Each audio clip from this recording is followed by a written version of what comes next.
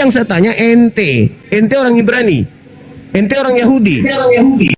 Kami memakai kitab Ibrani, Bang. Nah bukan itu dia, Yunani. ngapain kau pakai kitabnya orang? Berarti rampok kitabnya orang berarti.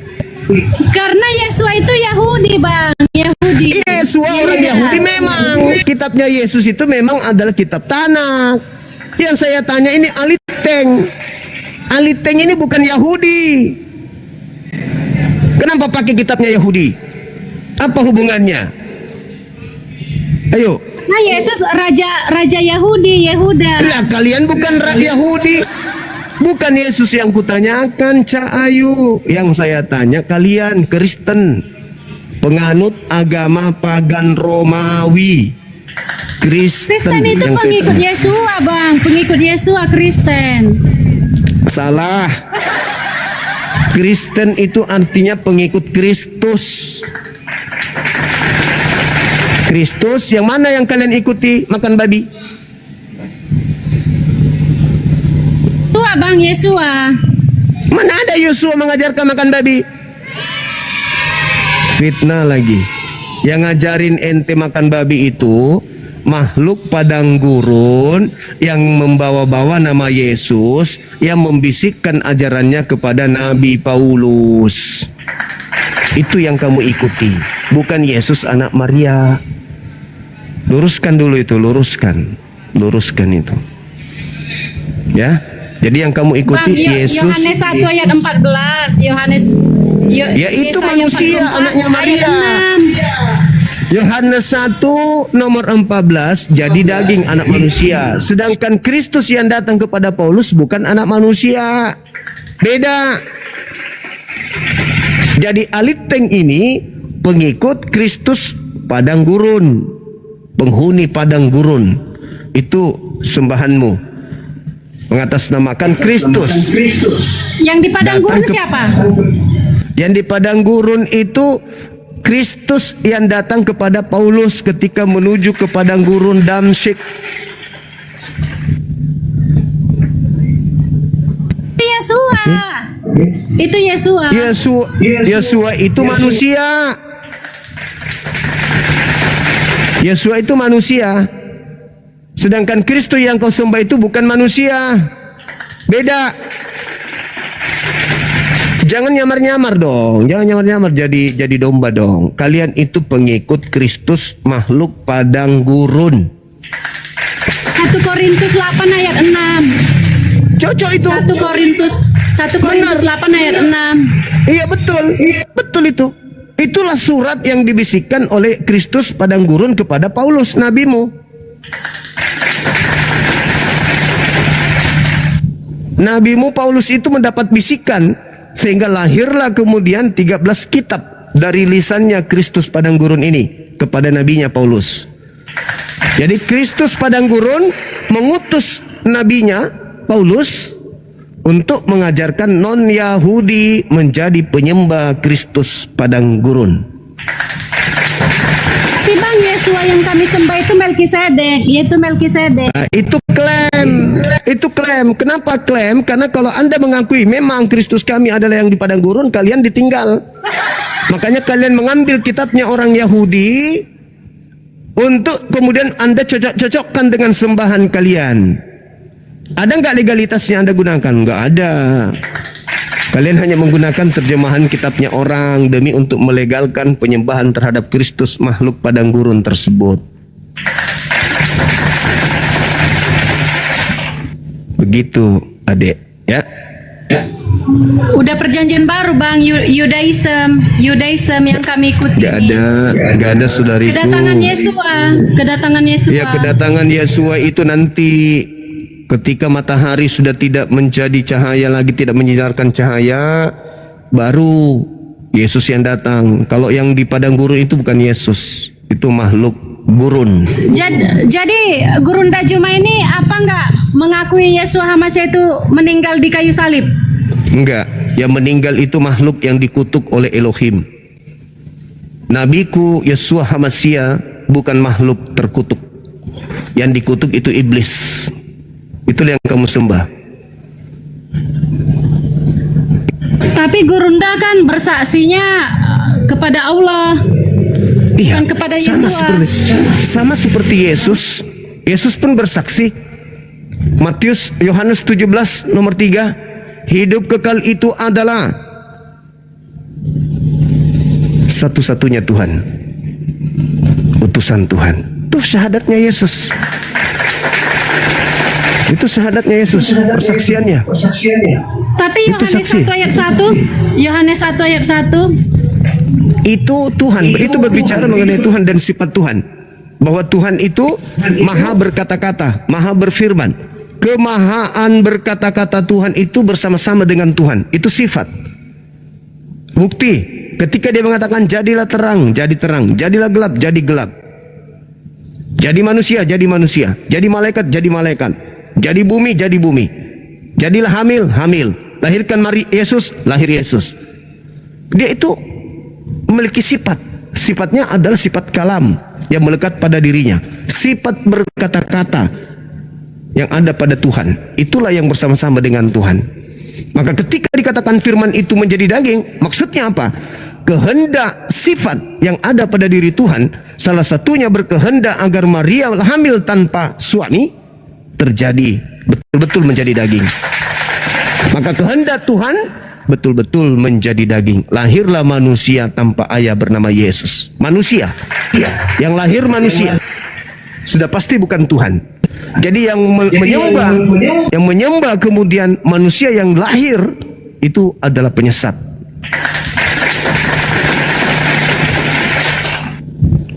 Sampai sini paham? Tapi kan di sini pada mulanya sudah ada firman. Ya, Firman memang. itu Yesua Hamasiah. Memang. Oh, bukan. Nah, di sini kekeliruan kalian. Kalian kelirunya di situ. Kenapa? Karena kalian menerjemahkan kemudian himne Plato ini, filsafat Yunani ini, seakan-akan pencipta langit dan bumi itu turun menjadi manusia. Padahal enggak. Yang turun menjadi manusia itu adalah dewanya Paulus. Di mana kemudian Paulus mengajarkan dewanya turun menjadi manusia. Baca Filipi 2 nomor 6, nomor 7, nomor 8. Itu baru betul. Jadi dewanya Kristen yang turun menjadi manusia, itulah yang kalian dewakan, yang bernama Kristus itu. Sedangkan firman menjadi daging itu lumrah. Firman itu telah menjadi daging, lumrah. Firman itu menjadi matahari, wajar. Firman itu menjadi bumi, wajar. Firman itu menjadi cahaya, wajar. Firman itu menjadi terang, wajar. Firman itu menjadi daging, benar. Firman itu menjadi lautan, betul. Firman itu menjadi langit, benar. Apa masalahnya? Oh, itu adalah Tuhannya Kristen. Oh no, salah. Tuhannya Kristen baca di Filipi 2, 6, 7, 8. Dewa turun ke bumi, mengosongkan dirinya, tidak mempertahankan kedewaannya, melainkan mengambil rupa manusia, menjadi hamba dan mati di atas tiang salib. Baca itu. Di sini Itu Bang, kitab- firman itu adalah Elohim, yaitu Yesua Hamasiah. Oh, salah.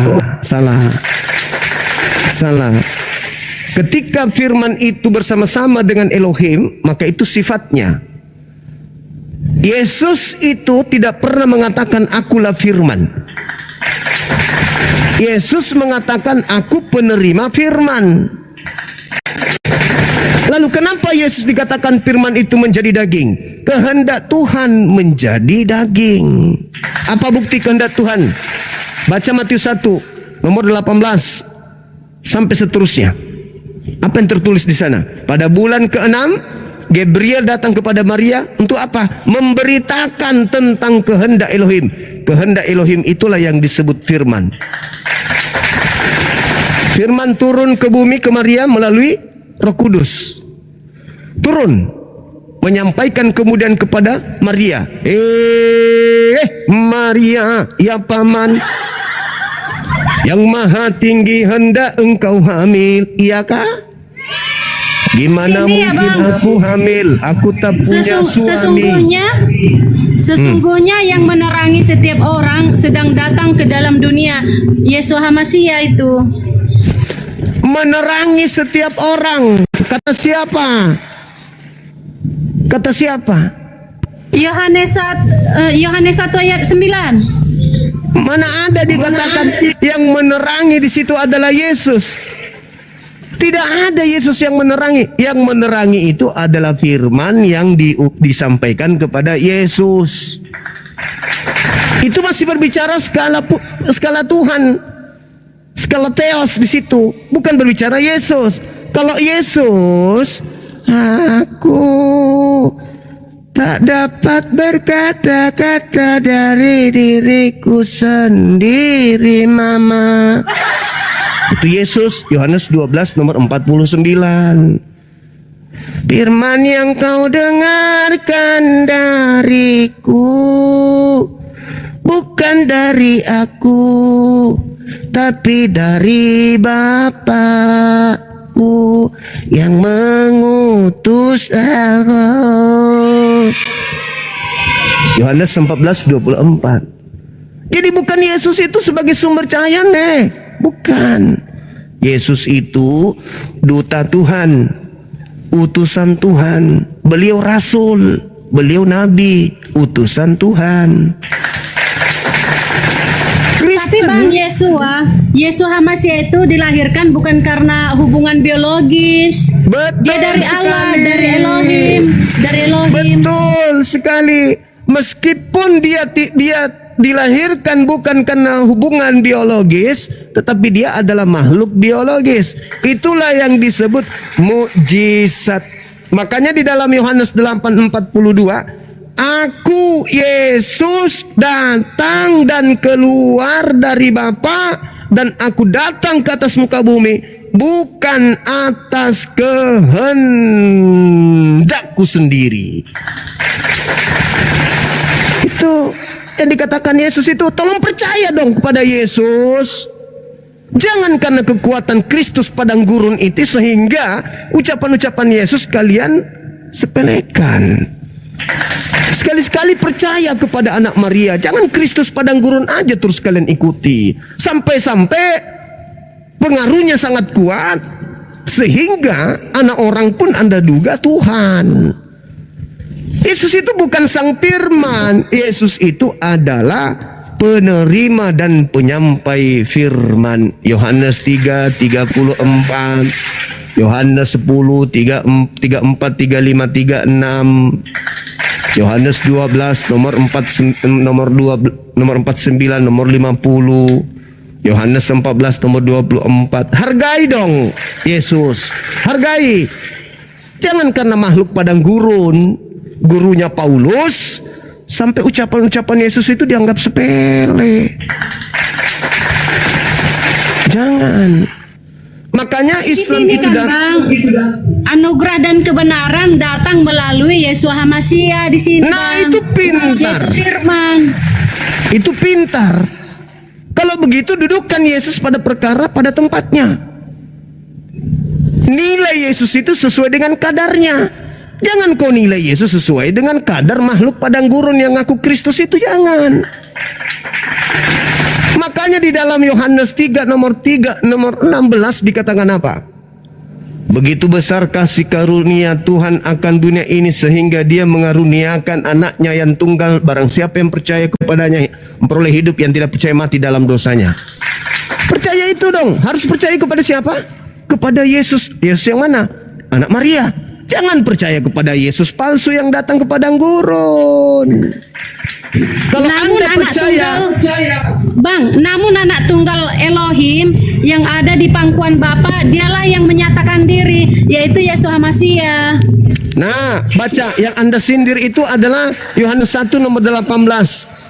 Betul? Tidak ada orang yang pernah melihat Bapa, tidak ada orang pernah mendengar Bapa, tapi anaknya yang ada di pangkuannya lah yang menjelaskan tentang Bapa itu seperti apa. Nah, apa kata Yesus tentang Bapa?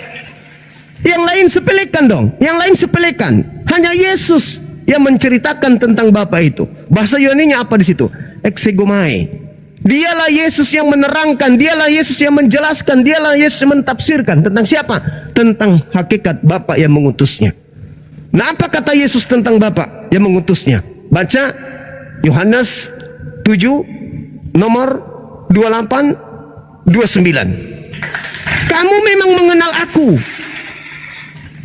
tapi kau tidak mengenal dia yang mengutus aku. Hah? mengenal Yesus, tapi kau tidak mengenal Dia yang mengutusnya. Berarti Yesus yang kita kenal itu bukanlah Bapa yang sang pengutus itu. Berbeda.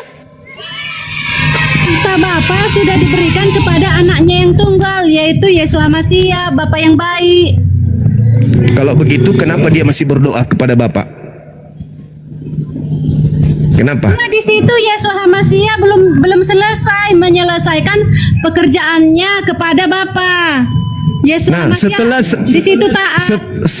Setelah dia selesai melakukan pekerjaannya, dia naik ke langit, bertahta sendiri atau duduk di samping kanan Bapaknya? Bertahta, Bang. Bertahta duduk di samping kanannya Bapak atau gimana? Iya, duduk di samping kanan itu berarti di Iya, situ berarti tetap aja. Kupikir pasti, Bang. sampai Pasti sudah ada kepastian bertahta. kupikir setelah naik ke atas dia sudah jadi Tuhan, seorang Tuhan. Ternyata masih duduk berdampingan sama Bapak. Tidak, Bang, dialah Bapa itu, Bapa yang baik. Yesus Hamasiah. Jadi ada berapa Bapak di atas? Ada berapa Bapak?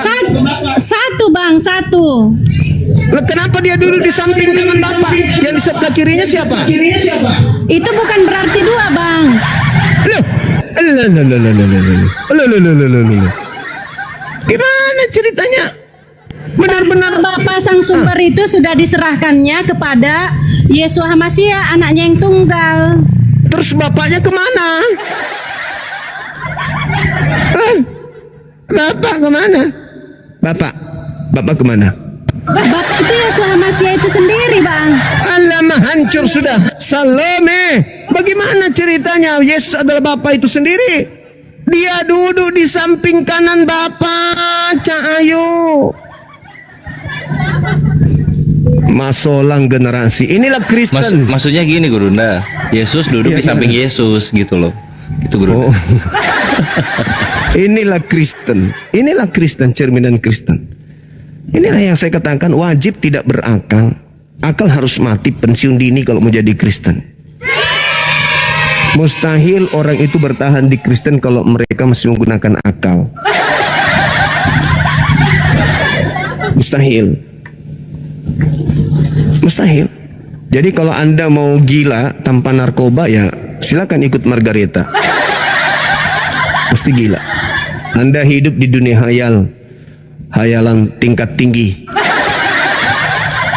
Mati, tidak ada siksa kubur, langsung ke surga.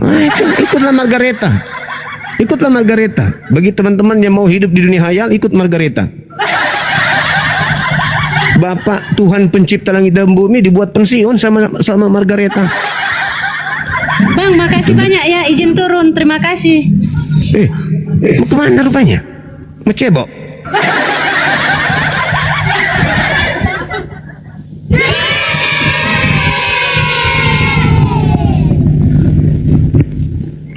Jadi Ya, Gurunda. teman-teman kalau mau, ya silakan Dinda.